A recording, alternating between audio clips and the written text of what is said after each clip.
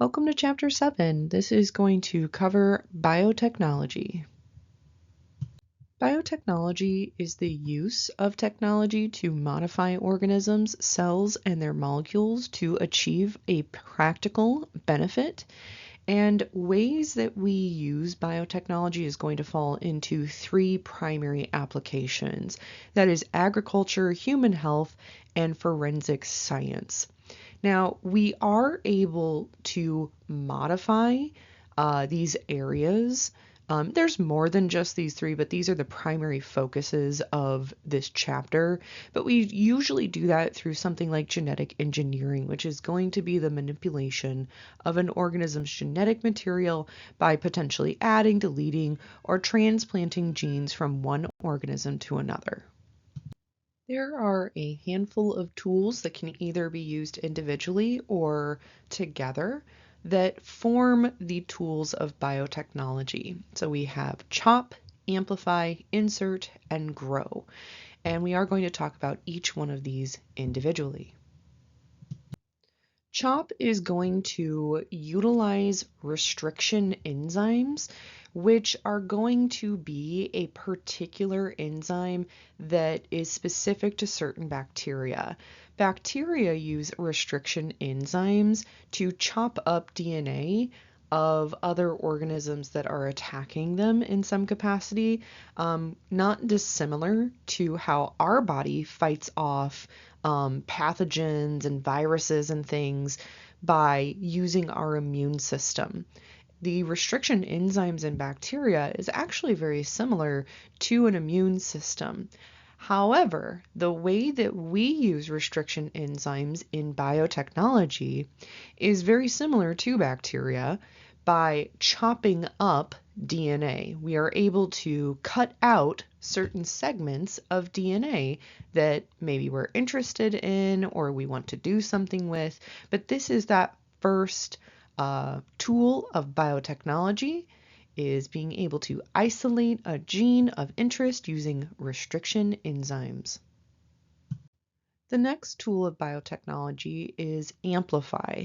This is going to use polymerase chain reactions, or PCRs, in order to take a piece of DNA and to make millions or billions of copies of that particular gene of interest. So this is kind of a very important tool in a lot of different ways as far as biotechnology goes, but one of the big ways is forensics. The next tool of biotechnology is insert. This is going to be taking segments of DNA and transferring it from one organism to another. So when we do this, the new organism that has that piece of DNA is then called a transgenic organism because it is modified with a piece of DNA that we have placed there. The last tool of biotechnology is to grow. This is creating a gene library. It's going to happen in 4 steps. So to create a gene library, we're going to take a large amount of DNA that is chopped up using restriction enzymes. Each piece is then inserted into a plasmid, and each type of plasmid is introduced into a different bacterial cell. From there, the bacteria are allowed to divide repeatedly.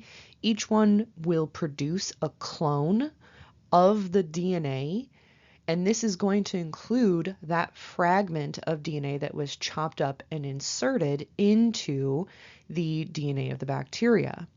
From there, the gene library essentially just grows, where you have this bacteria that is going to have all of these different pieces of DNA that have been inserted into their chromosome.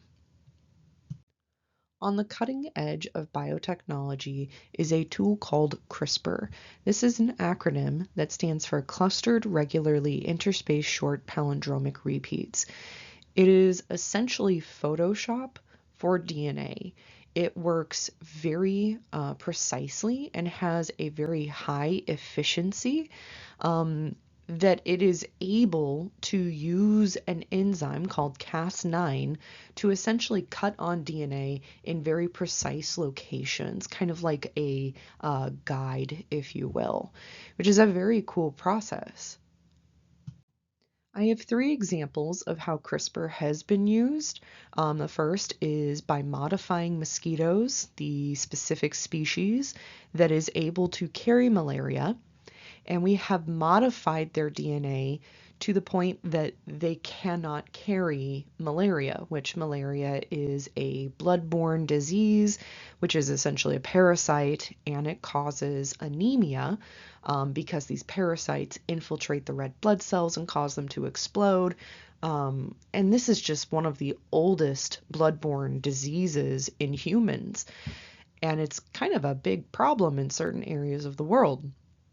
This would be life-altering in those various countries that have to take a lot of anti-malarial drugs to prevent the contraction of malaria. Another really amazing advancement when it comes to CRISPR is the modification of human white blood cells to being able to attack and fight cancerous cells in the body. This would be pivotal when it comes to treating people who develop cancer or who might develop cancer. So instead of going through something like chemo and radiation and surgeries to treat and prevent cancer, this would be your own body being able to attack those cells.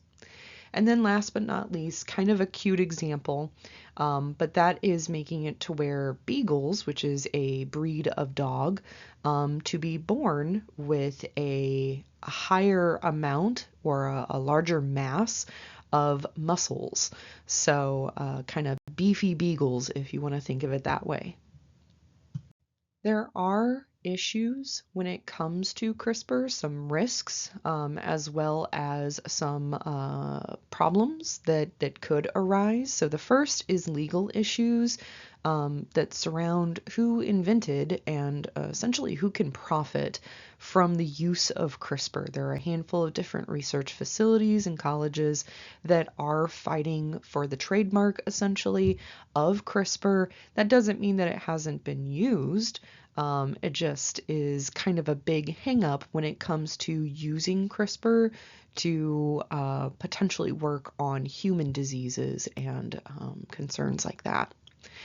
There are ethical issues, such as potentially editing human embryos and how that can affect basically the human species in the long run.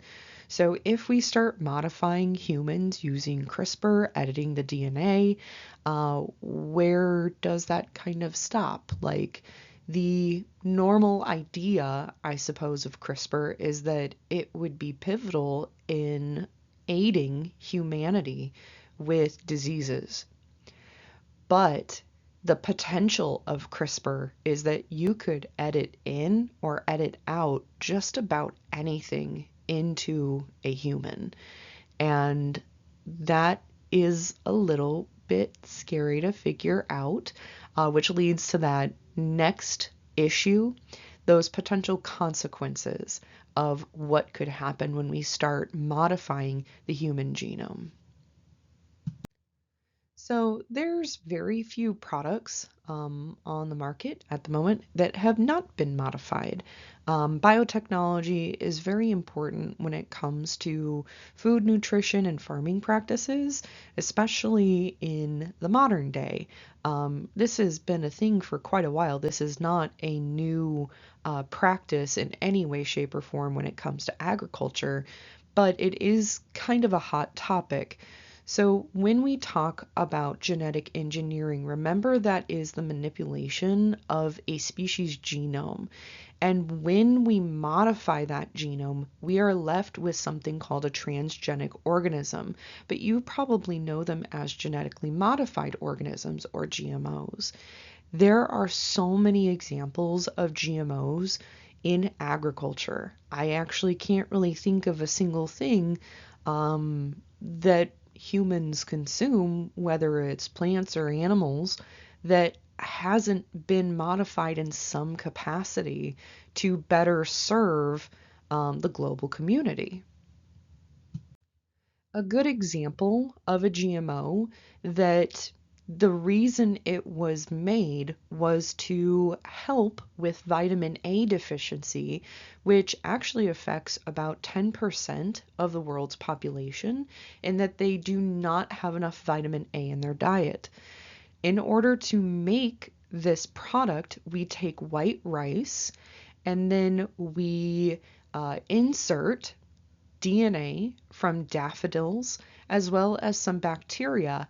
And what this causes is the white rice to produce a product called beta carotene. Beta carotene, when consumed, helps to add vitamin A into the diet. So we've taken a product that is very common around the world, which is rice, and we've made it more nutritious. So this is kind of the big goal of most GMOs, is to make food more nutritious in some capacity, or to make it cheaper. Another modification outside of nutrition and cost, but this kind of goes hand in hand with cost as well, is modifying crops or various agricultural items to be insect resistant or herbicide resistant. And there are a few reasons why we would want that. So let's talk about it. An example of a crop that is insect resistant is something called BT corn. So this is taking a normal corn crop and inserting a piece of DNA from the bacteria Bacillus thuringiensis. What this gene will do for the bacteria and then also for the corn when it's inserted into the corn genome is it allows the plant or the bacteria to have essentially insect resistance built in. This makes it to where this corn does not have to be sprayed with any insecticides. So you are not having to spend the money or the time spraying your plants to keep pests like caterpillars away from your crop, which is kind of a cool application of this transgenic organism genetic engineering. When it comes to herbicide resistance, this is not something that's going to make the crops that we want to grow be able to fight weeds, but it is a way for us to be able to yield more crop in a field where you can spray herbicides that will kill any plants that you don't want growing in your field, which would compete with, say, your soybeans or your corn or whatever it may be that you're growing. So you spray this herbicide and it kills those other plants that you don't want in your field. Because your crop is herbicide resistant, it's not affected in any way by the herbicide. So again, this is a way to yield more crop that we want to be growing in those fields. Now, the other organisms that we can modify, because we are talking about agriculture, is not just plants, but we can also look at modifications to things like fish, an example being Atlantic salmon. They have been given a gene that allows them to release a hormone that keeps the fish growing year long. Typically, wild salmon only grow during the summer months, so during the warmer months. Now, if we modify the fish in the same amount of time that it takes a fish to, or this salmon in particular, to grow, it's going to grow much larger due to that modification. So we can see that difference there between our two salmon. The only problem is that what we've found is by modifying this salmon with this particular gene, it's actually created some allergies in humans that did not previously have an allergy to fish.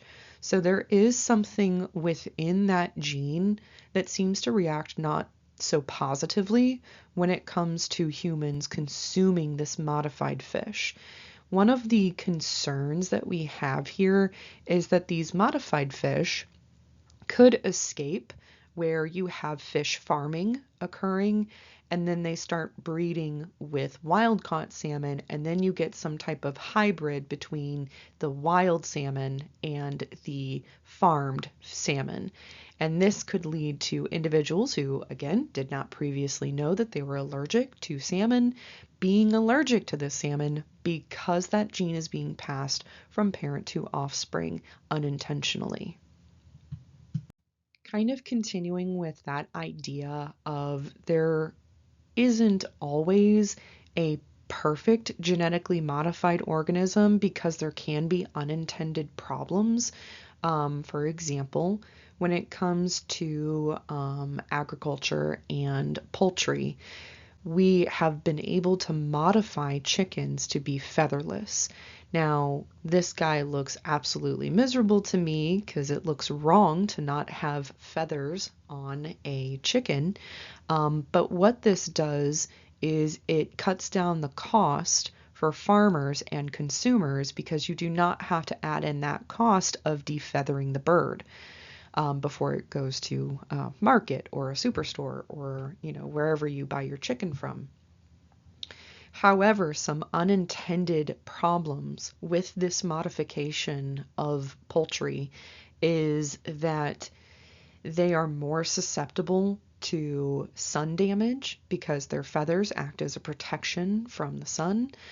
So they are developing more illnesses, more likely to become sick because their immune system is down and they're being more exposed to the elements. Again, like sunlight, they are burning. The other issue is they're more exposed to things like parasites.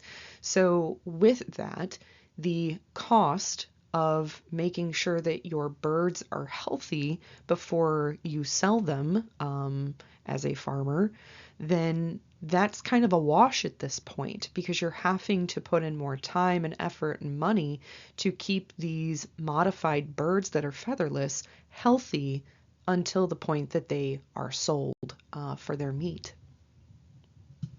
All right, so we do have quite a few concerns when it comes to GMOs. Some of these you've probably heard of, some of them perhaps not. The first is safety. When it comes to GMOs, you can think of the salmon that cause allergies. That is a big safety concern. On top of is what we're putting into these crops or animals that we are consuming, is this a safe thing that we can consume? I don't know if you thought about this when we were talking about it earlier, but the BT corn does have that natural pesticide gene built into it. And when we eat that BT corn, you are consuming that natural pesticide.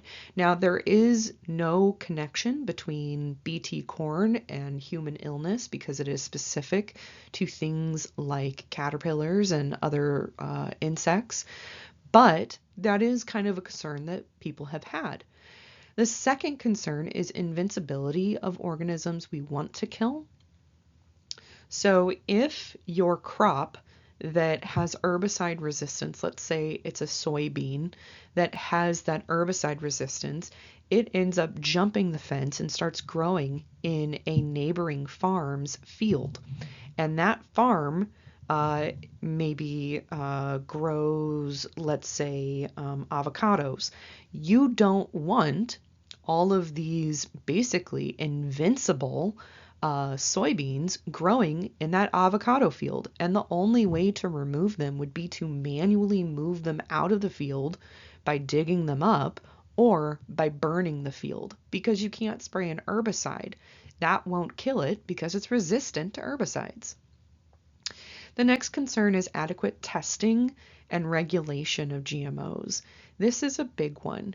As GMOs are essentially an advancement in biotechnology and they're constantly changing and typically getting better and faster at being able to modify organisms, this is kind of a scary thing to think about, but we don't have those regulations that can keep up with the pace of GMOs being modified.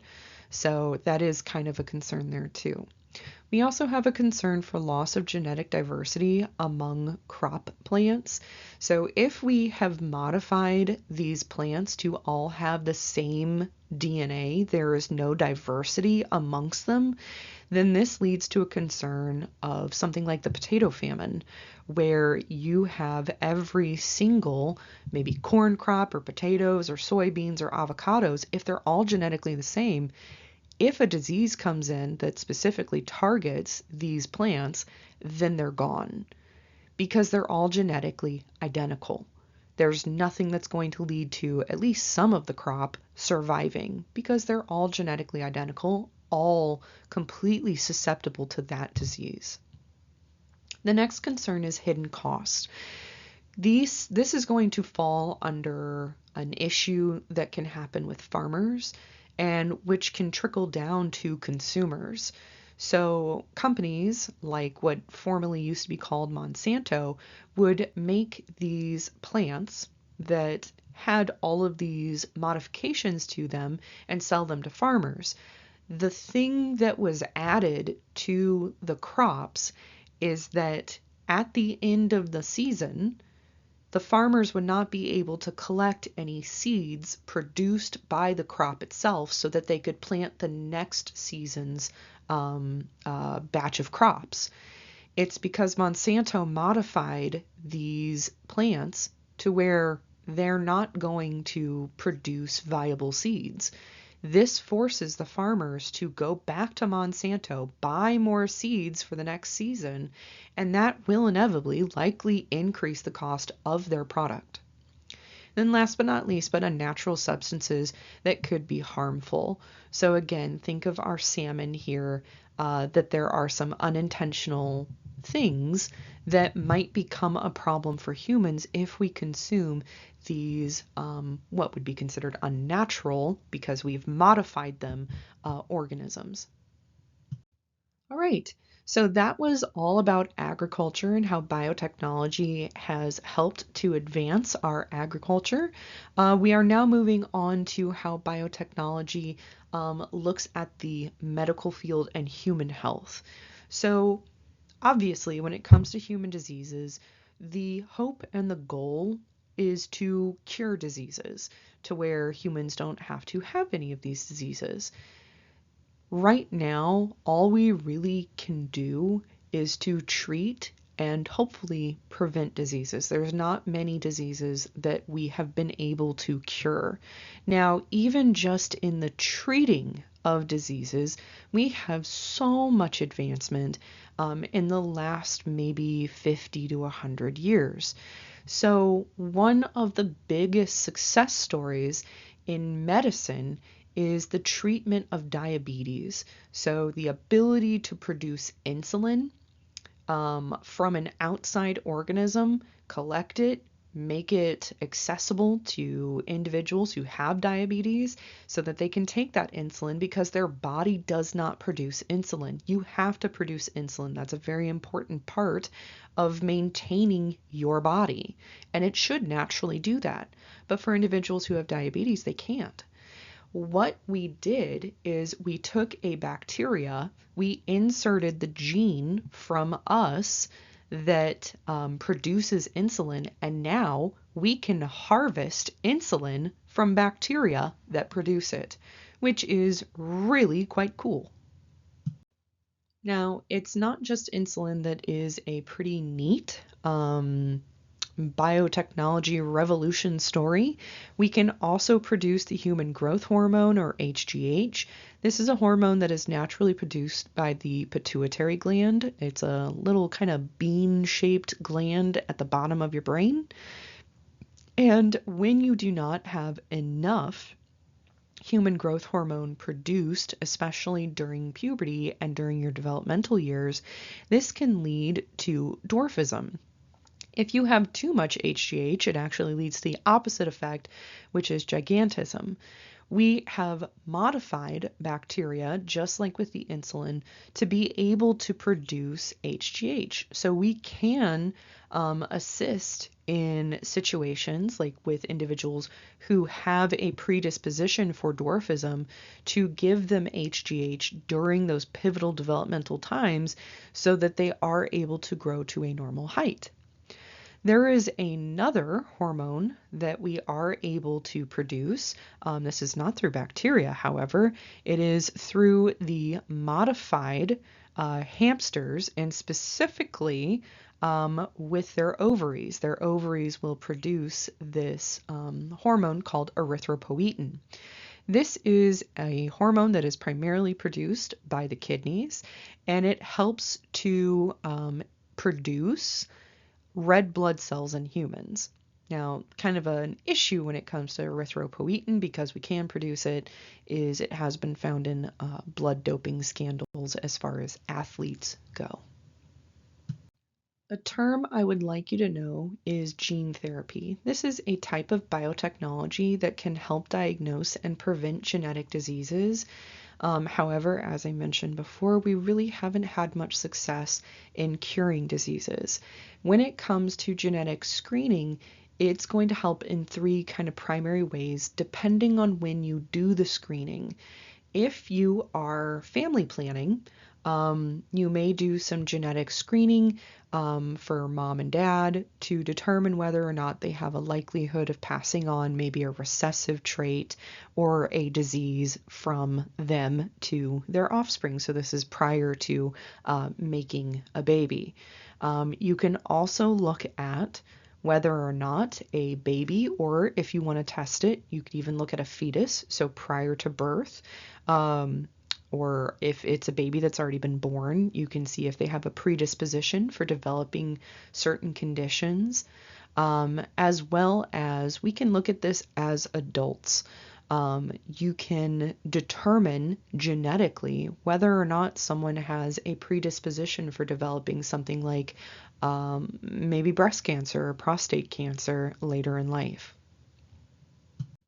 The reason we would want to screen for various genetic conditions is so that someone like a parent would be able to prepare or make informed decisions about whether or not they wanted to have an offspring with another person, or if they'd maybe want to look into a sperm donor or egg donor due to the potential risk of passing certain conditions down to their baby. For example, Tay-Sachs. Tay-Sachs is a condition that if an individual is born with this and it is genetic, it is passed from both parents to their offspring, that baby will only have a life expectancy of less than 4 years old. It's very unfortunate, but it's a degenerative neurological condition, and there's nothing we can do to treat or stop it.